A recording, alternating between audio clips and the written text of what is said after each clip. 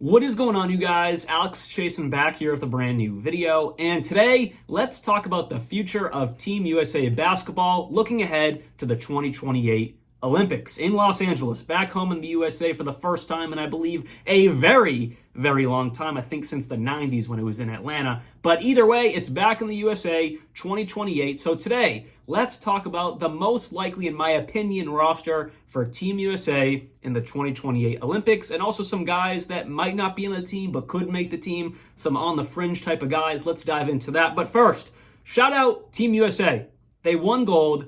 They battled it out with Brazil, Serbia, and France to hoist up gold yet again. Now, it's not a complete surprise the USA won gold, but what I loved was how battle-tested they got in those games. Not so much Brazil. That was pretty, after the first half, it kind of fell apart for Brazil. But Serbia, that was anyone's game. France versus the USA, that was anyone's game. If it wasn't for Stephen Curry in the final moments going absolutely Stephen Curry nuclear, France could be holding the gold medal right now, and the USA could be holding silver. That's a good possibility if Stephen Curry didn't go nuclear. Now, could someone else have popped off? Maybe. Kevin Durant. Embiid had a good closing minutes. LeBron had good closing minutes. But if it wasn't for Stephen Curry, that was anyone's game. Stephen Curry really just put France in their place in those closing minutes. But also, shout out to the world stage of basketball. The world stage of basketball in the NBA and guys outside the NBA is at a fabulous spot. Gershon Yabusele, former Boston Celtic in the Kyrie Irving Celtic days, was out of the NBA for a long time. He put his stardom on notice to not just the NBA, but the entire world, which might land him another opportunity in the NBA. There was a few stories like that in this year's Olympics. So shout out to guys like Gershon Yabusele, former NBA players trying to get back in the league, putting the league and world on notice. They can play some ball, and Gershon Yabusele absolutely can play some basketball. But let's jump into today's video talking about my opinions on what the roster could look like in 2028. So I have broken this team down into three parts. My first section are the locks. They are 100% going to be on the team in 2028. The second section are most likely locks, but there's a few variables that I will talk about that might not have them on the team. And then there's another section that's like a maybe, and the rest I think are just new guys that most likely will be on the team. And with all of this, I have a couple replacement options that are good possible options for this team. So it's a little bit confusing, but let's start off with something that's not confusing. My locks, because as we continue going, it gets a little bit more up in the air, a little bit more like a maybe, question mark. But my three locks, they're locks. It's not changing. We have Anthony Edwards, Bam Adebayo, and Devin Booker. Three guys who were on this year's team and were key contributors to that gold medal. Now let's start off with Anthony Edwards. Why is he a lock? He's only 23 years old. He could play in 2, 3, 4 more Olympics. Maybe not 4, but at least 3 more Olympics. And as the years go on, 2028 especially, he is going to be one of the lead dogs of this team. And we knew this about Ant, in the actual NBA season. But coming into FIBA as well, he's not afraid to be a dog. He's not afraid to do the dirty work, and he hits his shots when it needs to be hit. I loved the energy he gave off when he was yapping back and forth with Rudy Gobert, his teammate on the Timberwolves, of course. That's some Kobe energy. I'm not saying Ant's Kobe, but that's the energy you want in basketball, and especially on the world stage. You love to see it. Not only is his play amazing, but his attitude is awesome when it comes to on the court. Anthony Edwards is an absolute lock to be not just a star of this team, but a future leader of USA basketball. Next up, Devin Booker. Why is he a lock? Well, he'll be 30, 31 years old, still in the prime of his career, which is crazy to say Devin Booker will be in his 30s. But yes, he'll be 30, 31 for 2028. And why is he a lock? It's because he proved something to me this summer. He's a superstar alongside Kevin Durant in Phoenix. It's his team. He's been there for 10 years, going into his 10th season this year. Crazy. It's his team in Phoenix. Well, he came into this team, and he took a role player role, which ultimately landed him most games that starting job for this USA rotation. He wasn't the best shooting guard on the team. I'm saying Ant's the best shooting guard of this team. Jason Tatum didn't even play. He's not a shooting guard, but they could have played him more than Devin Booker. Either way, Devin Booker earned his minutes on this team because he played a selfless role. Not a selfish role, selfless. He made the shots he needed to make. He defended his guy. He guarded his yard. He made the right move, giving it to guys who are more hot, like Kevin Durant. He played a selfless role, and you couldn't ask anything else. He took his ego and threw it out the door because he's a star in Phoenix. On this team, he wasn't a star, and he played his role perfectly, that he absolutely, without a doubt, deserves the right to be on the 2028 roster. My third lock, Bam Adebayo. Why? Because I think he'll be the most experienced center and veteran center at that point. Embiid, I'll talk about him later. I don't think he'll be on this team. He's a big question mark injury-wise. So I think Bam Adebayo will be that next veteran up. He'll also be around 30, 31 years old at the time of 2028. And he played really, really well in these Olympics. He didn't play a lot when it came to the medal matches. I'm not sure why they gave more minutes to Embiid. But in those, 3 original first games, group play games, that's what they were called, and also in the scrimmages they played here in the U.S., Abu Dhabi, before they went over to France for the actual Olympics, Bam Adebayo was getting so much run, and he fit so well into the fast-paced FIBA game. And I think he played well enough where he definitely deserves his spot in 2028. He was on the team also in 2020, 2024. It's kind of like one of those things, you get the opportunity again if you play well, especially if you've been there for a minute. He'll be there for 2028. So those are my 3 locks.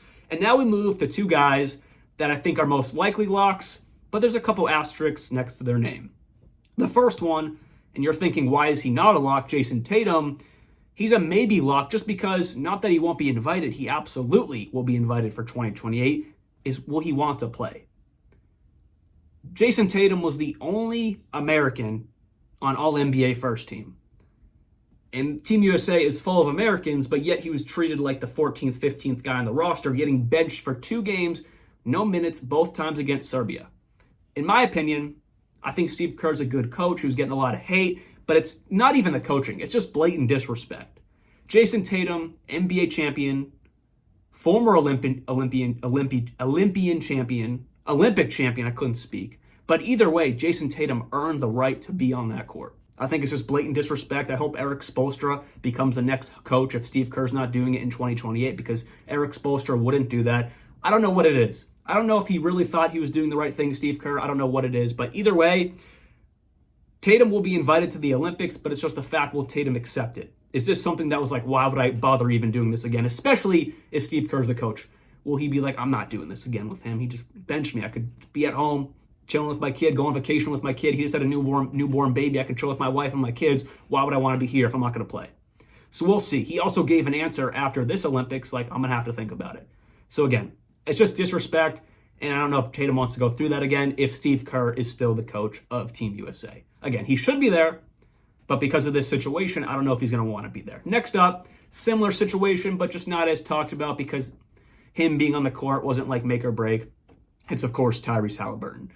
Is he going to be invited back? I believe so, because he was there this year. He was selected this year, but there's also a chance he might not even be invited back. If someone like Jalen Brunson catches the eye of this team, if someone like John Morant can prove to be, have no off-court issues, he could definitely be a candidate for this team. Cade Cunningham, up-and-coming guards we're not even talking about right now. The guard position, I think, can be more revolving, and I think it could possibly rotate or just earn other opportunities for other guys. So Halliburton, I think if he continues rising, he definitely could be asked back, but I wouldn't be surprised if John Morant, Cade Cunningham, Jalen Brunson, like I just said, if they possibly get the opportunity over him, or maybe there's additions as well as Halliburton. But again, I think he's a maybe. I just can't say he's a lock to this team. So we discussed my 100% locks. We discussed my most likely locks. There's just a few variables that might point it in a different direction. But now let's talk about my maybes, my true maybes. Like, I really don't know what they're going to do in 2028. My first one is Kevin Durant. We know Steph Curry, we know LeBron James are out for 2028. Let's stick to Kevin Durant here. He's the only one that I think has a possibility to still be on this team in 2028. He'll be the youngest of the 3. He'll be 39 going on 40. And on top of that, he could be going for his 5th gold medal. He already has a record with 4, but he could go for another one with 5. And it's in the U.S. This may not seem like a lot, but traveling halfway across the world or across the world is a lot. It's still in the U.S. It's in L.A. It's not a big, travel commitment. I think he could make the effort to be on 2028 Team USA, and I'm sure they would give him the opportunity. As long as he's not injured, that's still a possibility. He could get hurt again and his career's over, but as of now, he's been healthy the past few years. He's still playing high-level basketball after that Achilles injury. God bless him. And I think he might be able to be there in 2028. Not to the level he was this year, but he's tall, he's lanky. That's going to dominate at any level, no matter how old he is. I think there's a good chance he'll be there. But again, it's a maybe. I have no clue. My second maybe, Derek White. He was the glue guy of this team, the same role he plays in Boston. He did the exact same thing for Team USA, and he did it flawlessly. I could definitely see him being asked back because he doesn't need the ball. He does what's asked of him. He can score when it's needed. He could definitely be asked back to this team. Again, guys like John Morant, Jalen Brunson, Cunningham, they could definitely take over his role if they want to go more star power. But again, they like the glue guys. Derek White earned that glue guy spot, and I think he'll only be 34 years old, 35. He could definitely have the opportunity to come back to this team. Drew Holiday, I don't think will be there. He'll be 37, 38. I think they might just carry that over with Derek White. So he's a definite maybe, but again, some of those guards I mentioned could take over his role. Next up, Anthony Davis. He'll be 35, 36, maybe 37. I know he's in his early 30s. He could definitely be asked back, but again, injuries.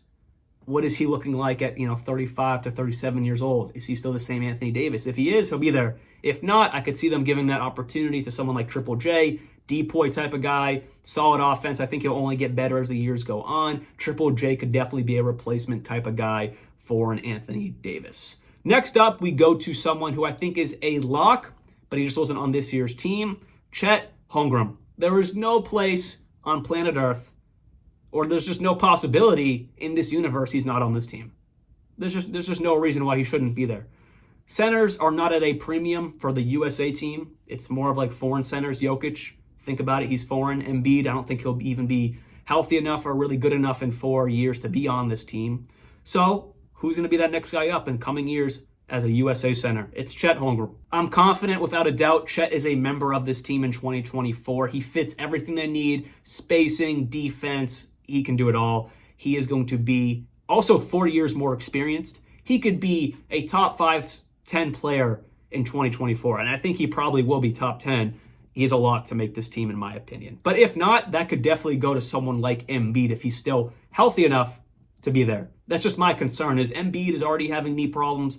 I think he's exactly 30 years old. In 4 years, he'll be 34. He's someone, in my opinion, I don't see him playing past much farther than 35, 36, just based off injuries. I hope he plays till he's 40, but by 34, what Embiid are we getting? I think that's a big question mark for Team USA. Someone like Chet definitely deserves that opportunity. Next up is the 10th roster spot, and there's only 12 spots on this team. I'm doing this in really no order. I'm not going from like best to worst. I'm just kind of going in a random order of just how I organized it when I was thinking about it. But next up, Jaylen Brown.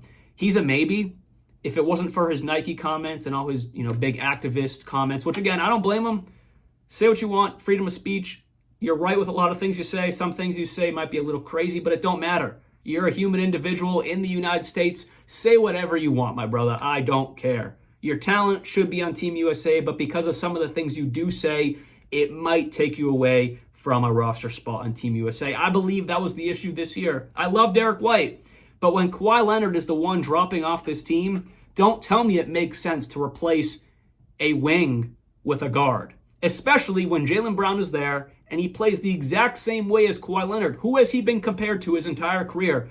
Jaylen Brown has been compared to Kawhi Leonard from his rookie days. And now he's better than Kawhi Leonard. Why not give him that spot? It's because he said some crap about Nike. I believe that.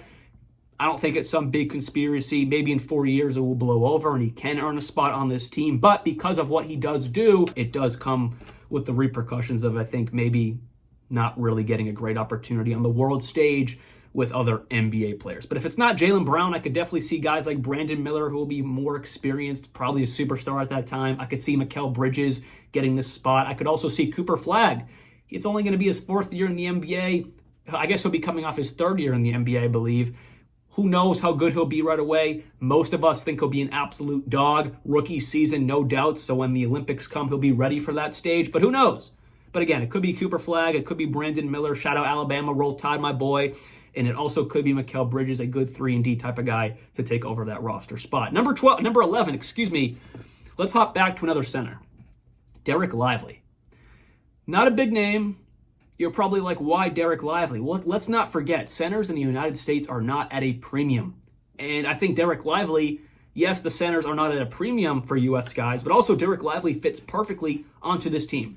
Let's not forget his entire success this year, and it's only going to continue with the pick and roll action, with Kyrie and Luka, or also the drive and lob action with Kyrie and Luka. that can be exactly replicated on the world stage.